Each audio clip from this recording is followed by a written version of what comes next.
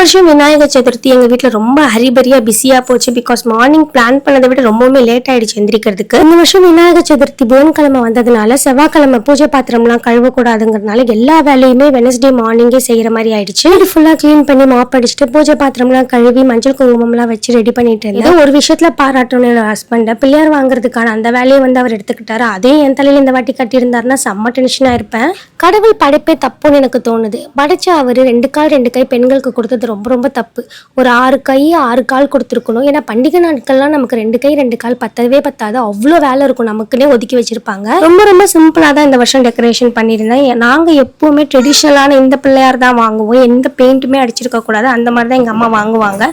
So அதையே தான் நான் ஆஃப்டர் மேரேஜுமே ஃபாலோ பண்ணிட்டு இருக்கேன்.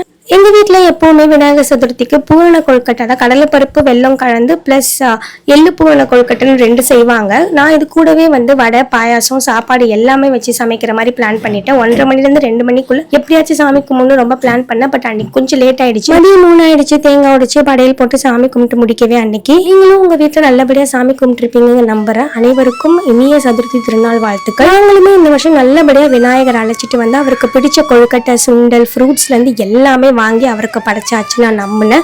பட் ஒரு விஷயத்த நான் மறந்துட்டேன். என்னன்னு நீங்க படையல்ல கண்டுபிடிச்சிங்கன்னா சொல்லுங்க. நீங்களும் இந்த மாதிரி விநாயகர் வாங்கியிருந்தீங்கன்னா அடுத்த 5 நாளைக்கு இந்த வருஷம் அவருக்கு கொண்டாட்டம் தான். நம்ம வீட்டுல திருவிழா தான்.